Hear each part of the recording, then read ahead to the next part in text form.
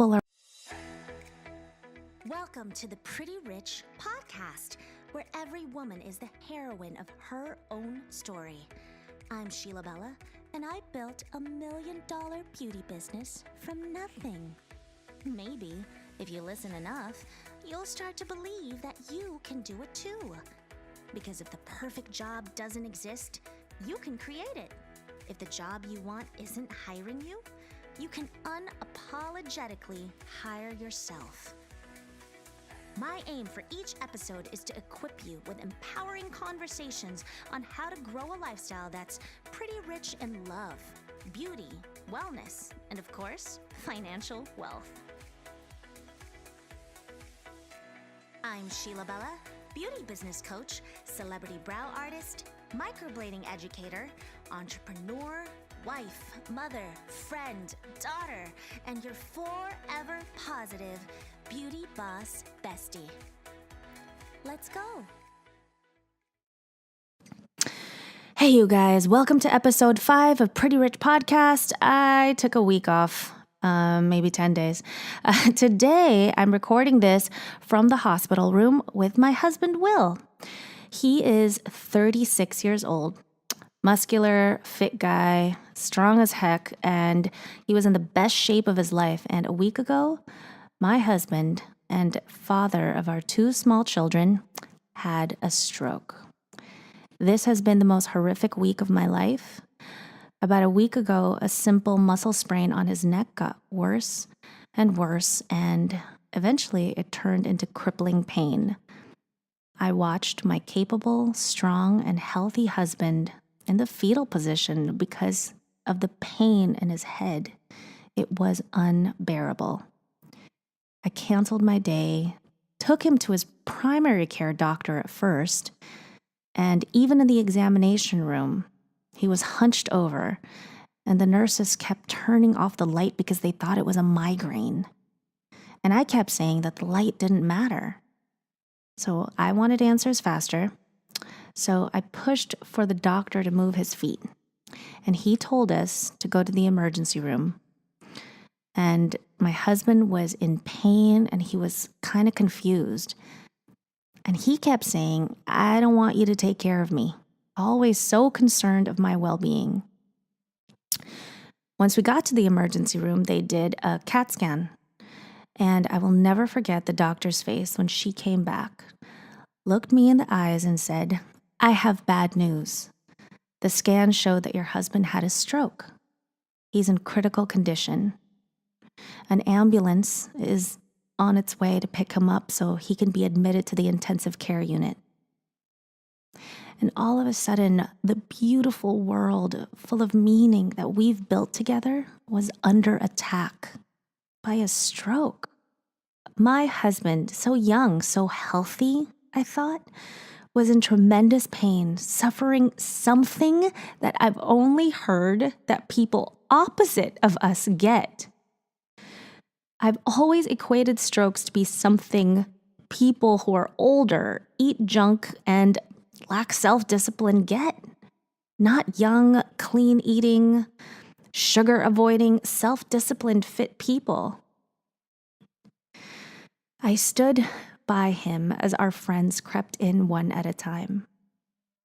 I couldn't believe that it was my husband that was laying there. Why weren't we here together holding hands to visit somebody else? This was so surreal and I thought completely unfair. And I just felt like I needed to wake up already. At that moment, I was mad. I was mad at God. I felt lied to. Why us? We are the weird ones at birthday parties when we refuse birthday cake. All this stuff gave me a false sense of control. There it is. Lesson 1. You don't have control. God does. I had told 3 friends what had happened. I was frantic. I kept telling my friends that I didn't need help, that we would be okay. That night in the ICU, maybe 15 people came anyway. Not that they could help in any way medically, but they came just to be a body there, just to lift the floor for me, for Will. At a time of crisis such as this, the least those loved us could do was just simply show that we were not alone. I stared in awe of the love that surrounded us. There it is again. Lesson 2. We are loved. And I guess I didn't know that. This whole week has been one long panic attack that I thought would never end. I sit here now in the eye of the storm still. I'm still at the hospital a week later. Relieved, more than relieved to say that I see an end. But we've both been transformed. The Sheila, the me that you hear right now, isn't the same. I took a trip. I saw things, I felt things, I exposed myself to people too. I had to lean on people, and that changes you. Also, I know now that crisis is a funny way of revealing what people are willing to do for you, how uncomfortable they're willing to get for you. Because, ladies, when it's 1 a.m. and we're drunk, us girls have a tendency to overpromise. The hugs and the high-pitched cackle in the girls' restrooms of, I got you, girl, or I'll be there for you, girl, you got this. I know what that feels like to receive it and to give it. When family members proclaim to the rooftops that if you needed a kidney, they would give it to you. But what if you needed them to watch your kids or to bring you food in a time of crisis? And the answer is no. But here's a kidney. I don't need a kidney. I need somebody to care for my children while I'm gone. Lesson 3. Talk is cheap. Many imagine, few execute. Guys, I'm here right now, and although we're still at the hospital, I finally see an end. I see a transformation. I see beauty. Will is in a much better place than he was a week ago. His pain is more controlled, and thankfully, his motor functions haven't been affected much. The doctor even said that someone up there is really looking out for you because your stroke told him that it's in a part of the brain that was, quote, low value real estate. Between the 2 strokes that you can have, and his was an ischemic stroke, which is the lesser of the 2 evils, he was really lucky. I'm so grateful that my husband is alive and he's here now, and we are crazy recording this at Kaiser Hospital in Hollywood amidst the nurses, the neurologists who are coming in, internal medicinists, blood pressure, IV dripping, etc., etc. I haven't been home in a week. I've barely seen my kids, and I'm really tired. And ladies, I am in need of a mani-pedi and facial. Like, I have an emergency. But that doesn't matter right now. I'm just grateful that Will is alive and in front of me. And he can grasp my hand right back. And honestly, I don't even like not being in the same room with him right now. So I want to get on with this interview. I want to introduce him to you. Okay, go ahead, honey. Introduce yourself. Say hi. Hi. Okay, so whenever we have someone new come on the show, we do an icebreaker to get to know them quickly. And this is your first time and you're new. So we're going to do my icebreaker called the Fat Penguin 5. Okay, so we'll start out easy. Name, age, and where you grew up. My name is William Roosh. Age is 36, and I grew up in Pennsylvania, in Bethlehem, Pennsylvania, Eastern PA. 2, what do you do? I'm a high school teacher at a private school in Los Angeles. I teach government and U.S. history. 3. What is your favorite quote right now? Right now, just one. I like the Dragon's Hoard Gold one, but you stole that from me, so I don't know. I don't have a favorite quote right now.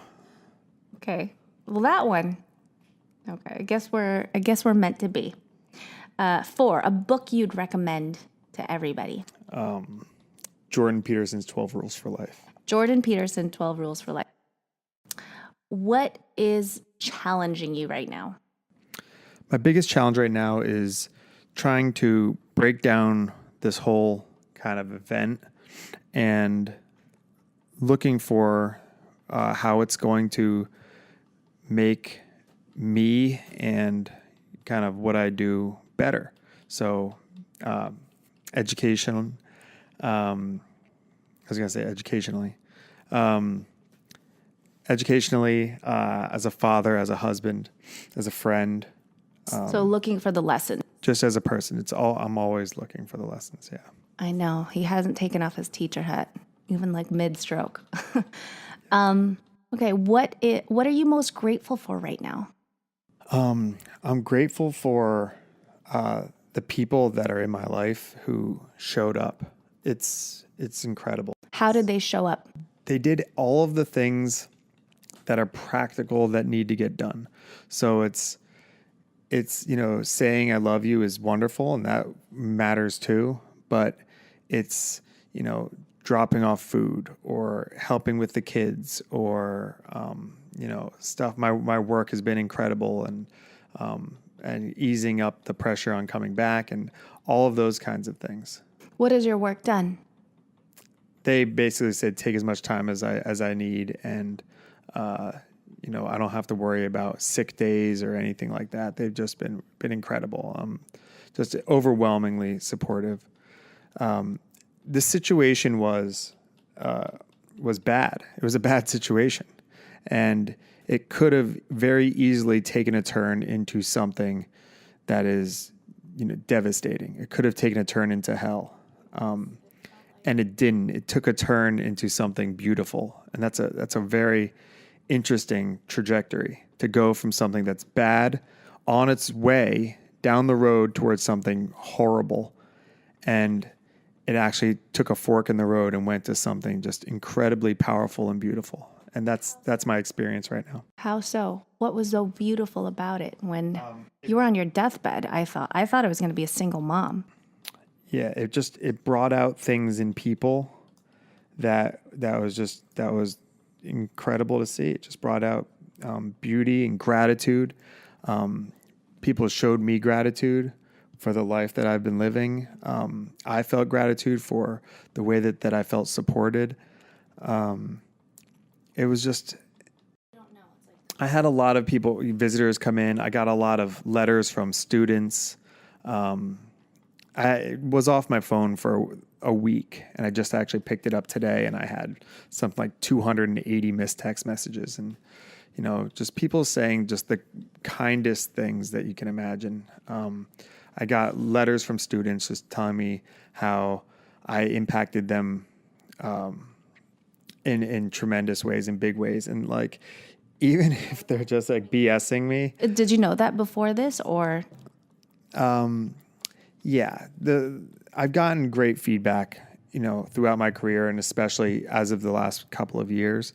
But I think, I wasn't sure. I thought I might die during this whole thing. So, when you're in that kind of weird state of mind of, thinking that you're headed toward the end, you probably I started thinking like, what's going on? Did I, do things right? You start questioning things. And so to get that, it probably just had more kind of power behind it. Also, I think that they were in a kind of a tough spot emotionally, the students who were writing it and the people who were writing. Mm-hmm. So the words that they chose to like kind of the colorful language that they used in describing what my impact has been on their life was just almost like poetic. It was just very, very powerful to me.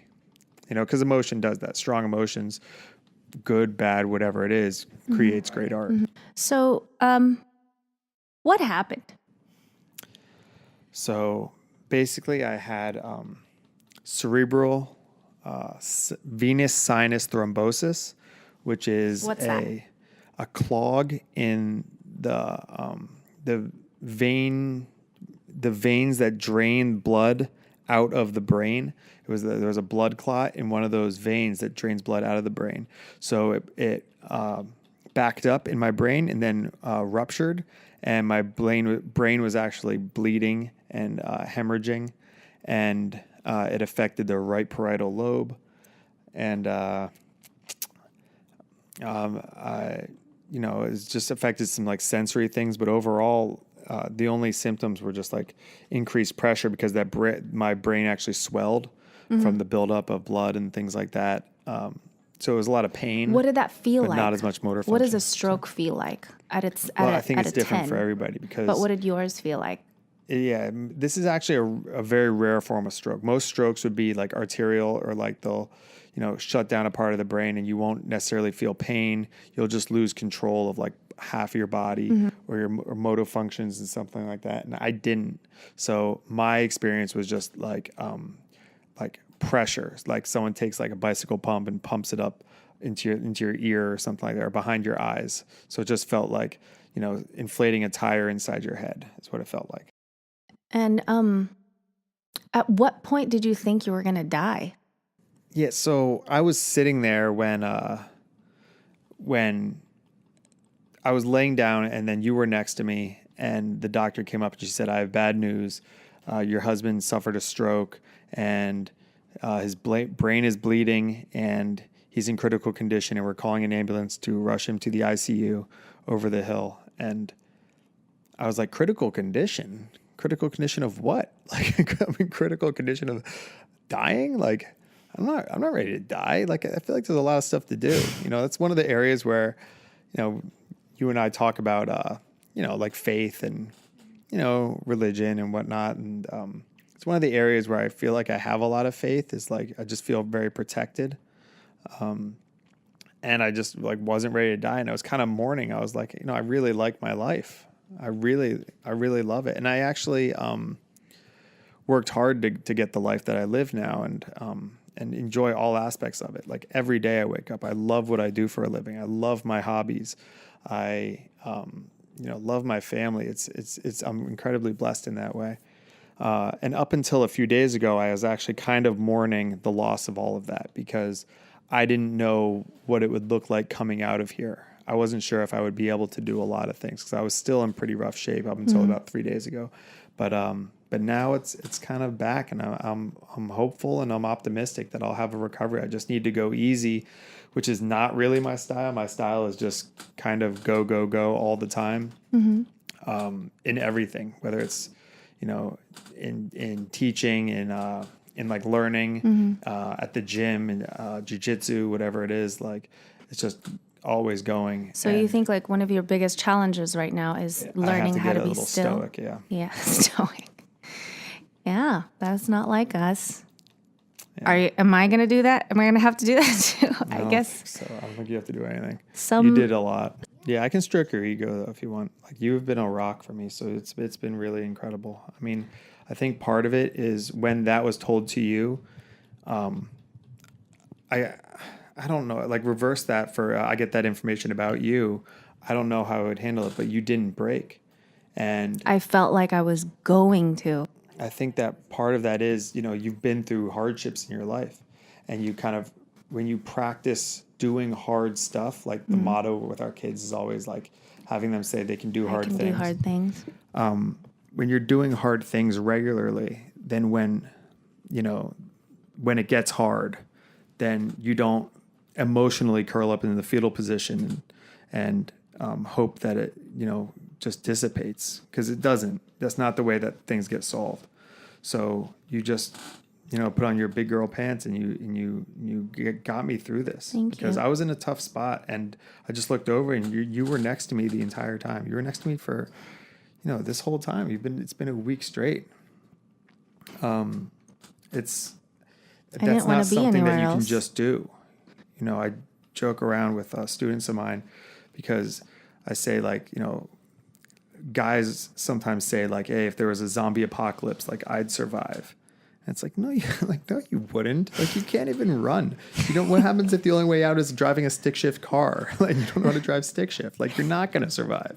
Like, the only way to be capable is to practice being capable. And that's just, there's no way around that. And I think that I saw that during this whole event with you, babe, is like you're capable in doing so many things, and, running the businesses and running a household, and it's a lot. You're juggling a lot often, and it's not easy. It's really, really hard, but you have to be capable to do it. You don't have the option of not doing it. You don't have the option. And because of that, when you had to be, you were able to step up. Thanks. Thank you. It wasn't easy, but I think for me, yeah, you're right. It could have been hell. It was so close to just being alone in hell, watching the love of your life just like suffer in tremendous pain. I thought you were going to die. I thought I was going to be a single mom, but I looked over and at least I wasn't alone. Our friends were there. Yeah. And I've never been on this side before. I've never been on this side. And I never knew, like, when somebody got hurt or somebody was sick or someone had a family member who passed away, I never knew the value of my words and my support until this experience. It really, really helps.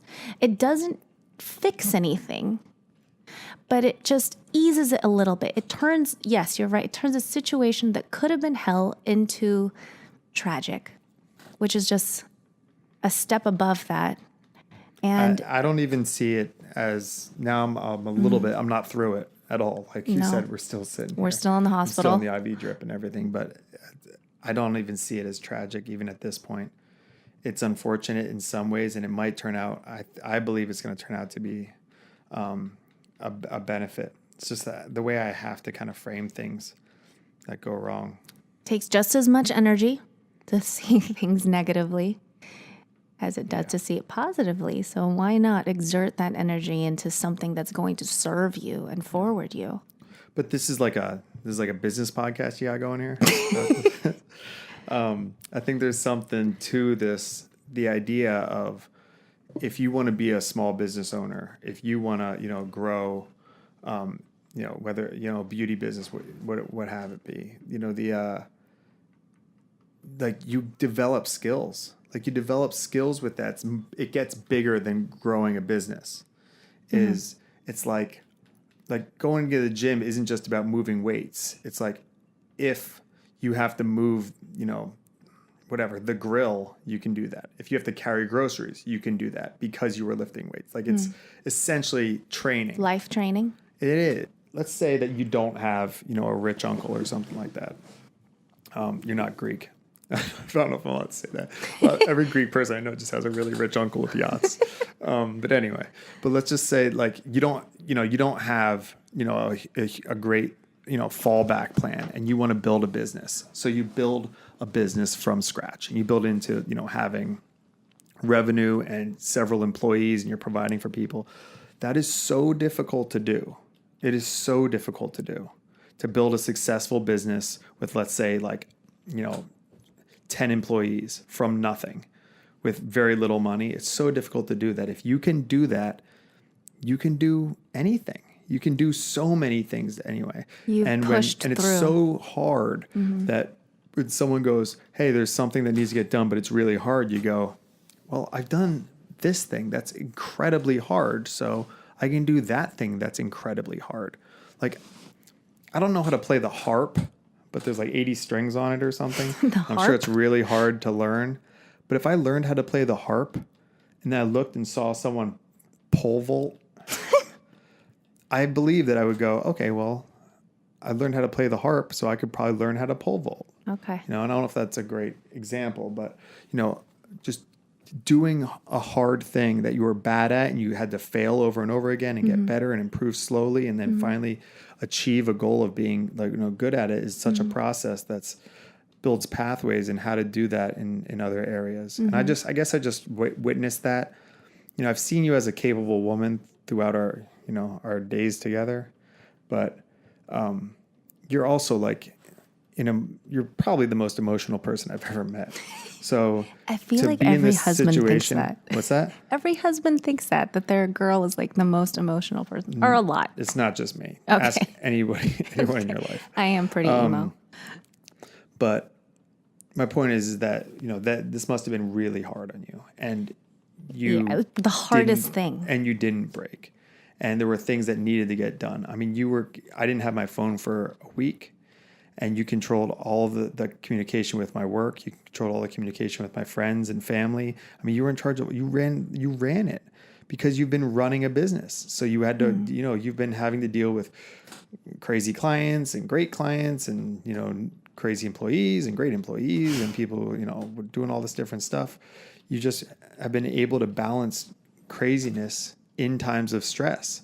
So this situation for you, while I just got to lay in a bed, was basically... You didn't just do that, but yeah. Okay. But what it was a high stress situation with a lot of things that needed to get done. And you do that, and you've been doing that with Sheila Bella for, how long it's been since you started that, So it's life practice. So this is and what I you just train think that for I guess. young people or young women who want to start their own thing, just understand that you're getting more than a business out of it. You're getting capability. You're becoming a capable person. And there's few things that I think are more beneficial for you in your life than to be capable.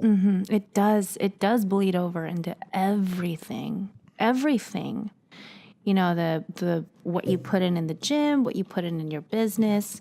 Like, it just does. That grit, you can use there's it. a really hard problem at the salon, and it's in front of you. And if you don't solve this, then 10 people lose their jobs, and these might be single moms with kids at home or whatever it might be. Like, you don't have the option of going, I'm not going to address that. You don't have that option. Like, because you care about your employees, you care about their families. So what you do is you figure it out, because you've had to figure. Right. I've watched you figure it out in just every kind of way through the businesses, and then this, I saw it like it felt similar. It was a higher stress situation.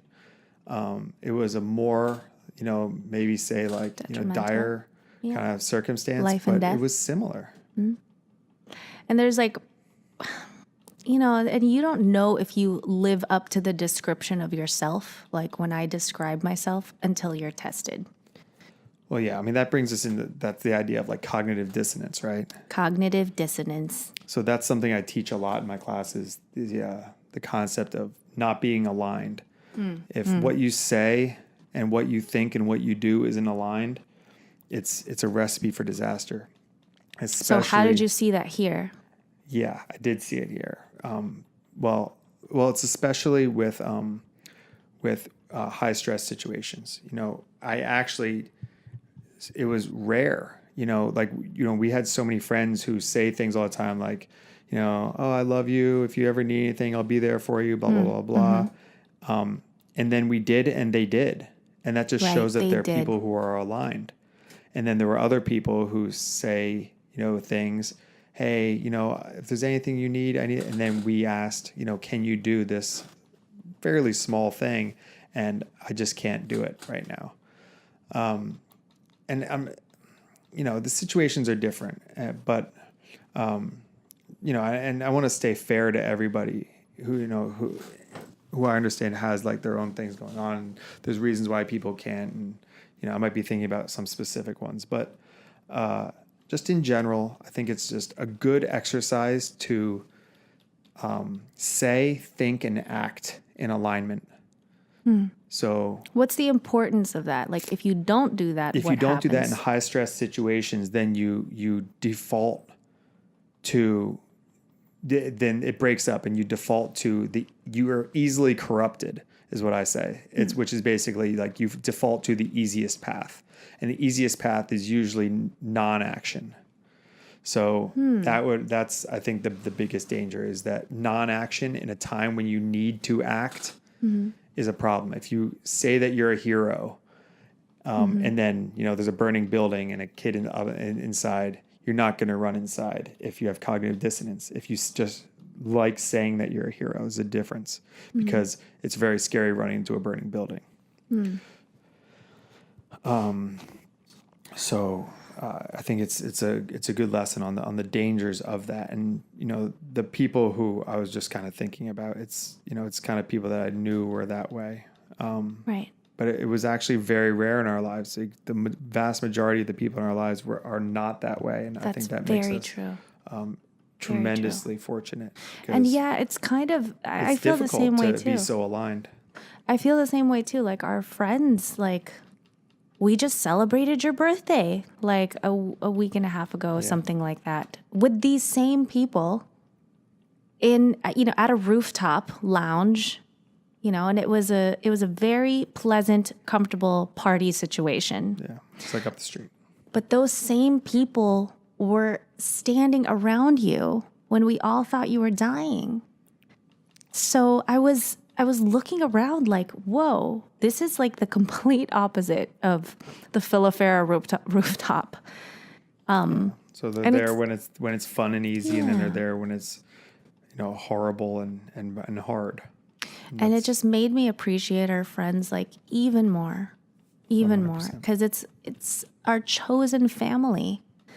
You and I don't have a whole lot of family out here, but the friends that we do have, that we've made family, I feel like in many ways it means more because they want to be there. And I'm just blown away. I didn't know, I guess. I didn't know. I knew I was loved, but I'm just so grateful because this was super, super unpleasant. And I actually really, really needed help. I did. I needed somebody to lean on. And even as like insignificant as you would think, just having another body there. Like I had a good friend who spent the night here 2 nights in a row, sleeping in a chair, an uncomfortable chair, just so I wouldn't be alone. Like my friends made this pact that I wouldn't be, because seriously, that's when it gets dark. I can't imagine like me at like 3 a.m, looking at my husband who was in critical condition in the dark. That's when you start, that's when you need hope. But instead of that, I just wasn't alone. And it lifts the floor. Again, like that phrase keeps coming back, lifting the floor for people, because when they fall, at least maybe if you're there, if you do something, it's not as hard. The fall isn't as grave. I don't know. I'm expecting to learn a lot, but it's tough because like one of the things is like, I'm supposed to eat healthy, and we've done so much like learning on healthy lifestyle, and like I don't know what eating healthy even is, because it's just so complicated. And the I'm getting pamphlets from the nutritionist at the hospital that says it's fine to drink canola oil. Like, yeah. I don't know. Everything I've learned would say that would be bad. Vegetable oil. Drink a lot of, or eat a lot of whole grain bread. And it's like, that spikes your insulin more than Snickers from what I read. It does. Like, a piece of toast spikes your insulin higher than a candy bar. It's just, diet studies are just very tricky to get, good data from. And we're the type of people that if they said, eat, A, B, and C, and you'll be healthy, then we would just eat A, B, and C. Like it'd be unquestionable. Yeah. But it's just not, it's not the way it works. Not like a they lack say, of like, don't self-discipline. smoke cigarettes. So, all right, don't smoke cigarettes. Like don't, whatever. Don't eat sugar. Like that's like one when it comes to diet is like, don't eat, refined sugars. So we just don't.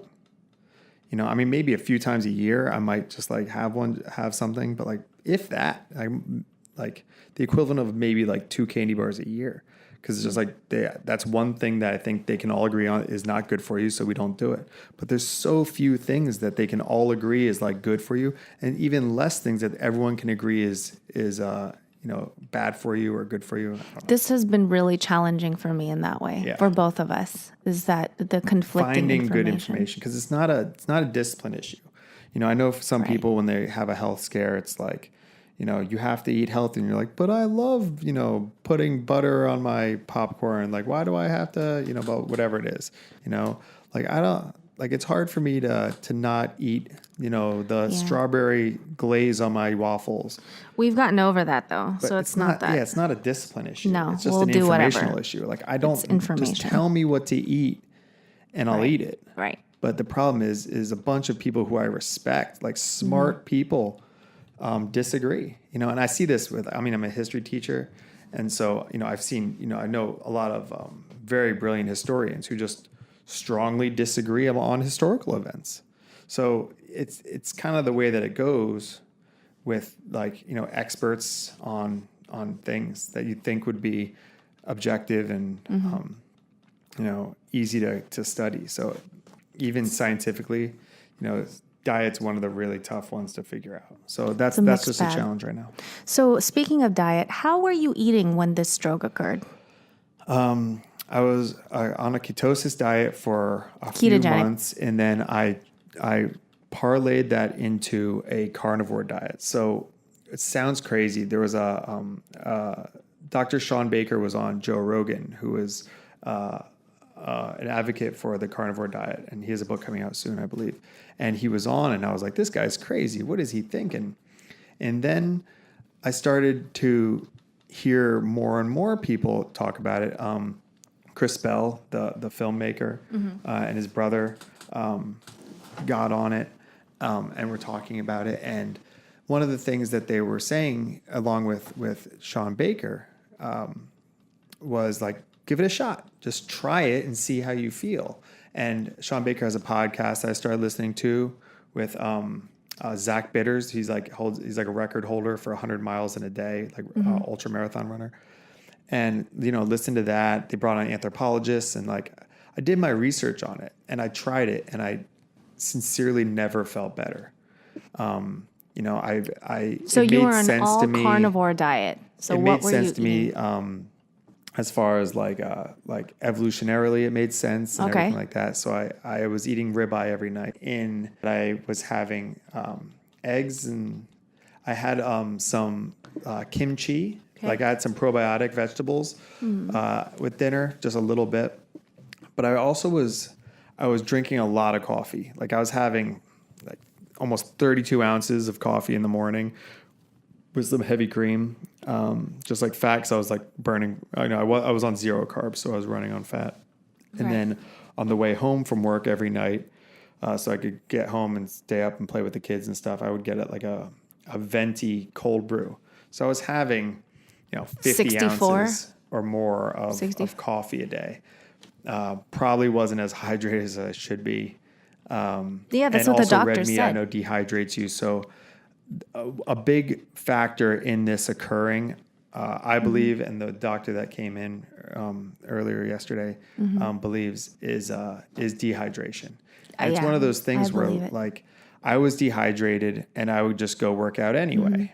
And I drink some water, but I just work my way through it. And I was kind of always thinking like, well, what's the worst that could happen? And apparently the worst that can happen is you have a stroke. Yep. So I don't know what the water lobby's doing. They're sleeping at the wheel, because that would be a great marketing campaign. So, yeah, I'm going to be like Forrest Gump, or not, Tom Hanks at the end of Castaway, where he just carries around jugs of water after being on an island for however many years.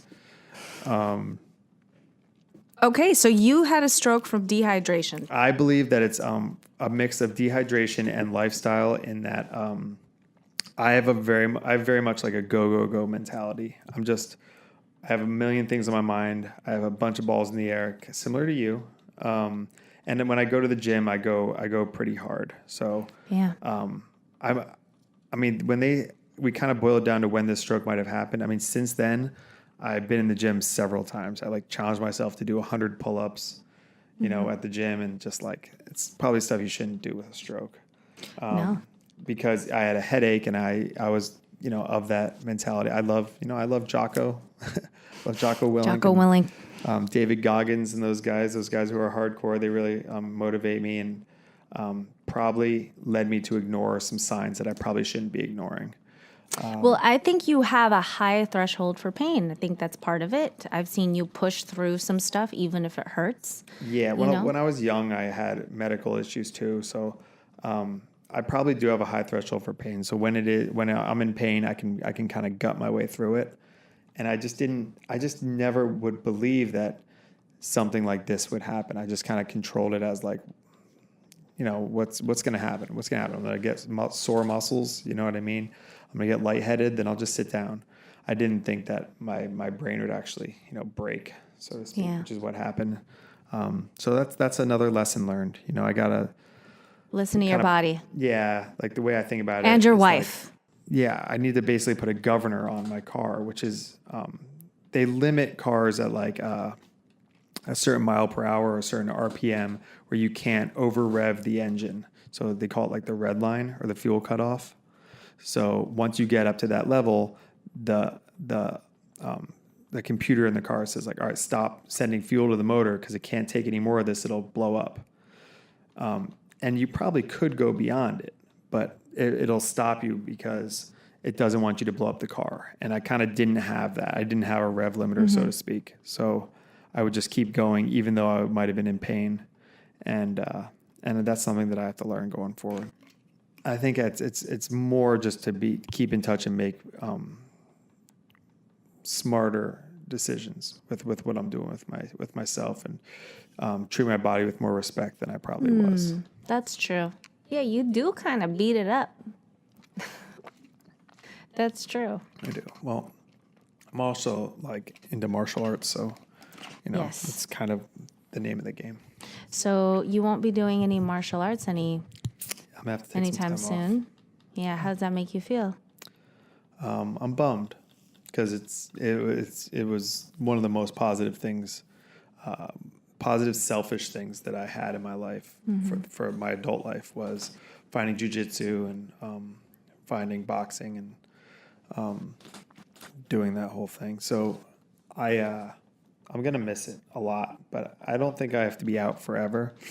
You know, I think that I just have to slow down for a while and be smart about when I'm going back and change kind of my game a little bit. And also our little boy, he's going to be 4 in a couple of weeks, and he's in jiu-jitsu. So I can coach him, and I get a lot more fulfillment out of teaching than I do doing things myself in a lot of areas. A good friend of mine, one of my best friends, runs an unbelievable jiu-jitsu and MMA school in Pennsylvania called Finishers MMA. And I see like the things that he's done with his students, and like the pride that you get from coaching is huge, and passing on knowledge is huge. And you know, I'm by no means like an expert. I'm not a black belt in jiu-jitsu, but I think I can still teach, and I can teach you know, our son and other people. I think so too. You know, the just the positives of martial arts, because it's been so positive in my life. One thing, what was the biggest takeaway? Because we're all about takeaways from this entire week. The biggest one. I guess the biggest takeaway is there's a lot. I don't know. One doesn't stand out. Being capable in times of crisis and practicing for that is a huge takeaway that I've kind of preached about, but now I've seen it in action. So that's one. And the biggest thing, I guess here's the biggest takeaway is I look out the window and I see people walking on the street, and I just wonder if like that dude knows how lucky he is to not have a stroke. Really, like health is one of those things where until you lose it, you don't appreciate it. It's It's it's the most important thing.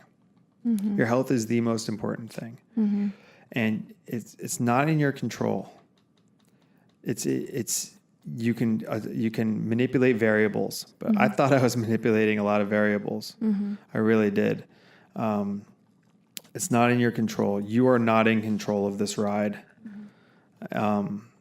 But when you have it, appreciate it. And whatever that looks like for you, appreciate it. Don't take it for granted, because it could go away. And, like our good friend says, life doesn't always end well. It often doesn't end well, because you're going to lose your health at some point. We all are. So let's if you have it, just really, really appreciate it, and love the people around you, and just love when your body is in harmony and working properly, because when it's not, it's everything else goes away. When that goes away. Yeah, so we had, as far as priorities.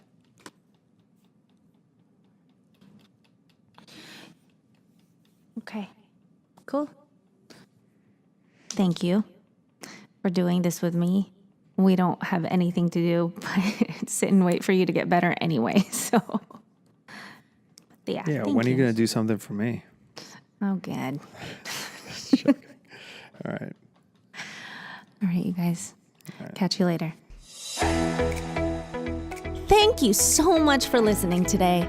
If you enjoyed this podcast or were impacted by this at all, please share it with a friend, spread the love, screenshot it, post it on your stories, your feed, your timeline, and don't forget to tag me. I'd really love to see that. My Instagram is @RealSheilaBella. And I'd love to hear your thoughts on today's episode. If you have any suggestions or questions for future episodes, I'd love to know what they are so I can make it happen for you guys and serve you better. Also, if you liked this discussion today, please take 30 seconds to leave me a 5-star review on iTunes. Your support would seriously rock my world, and I love to support my girls right back.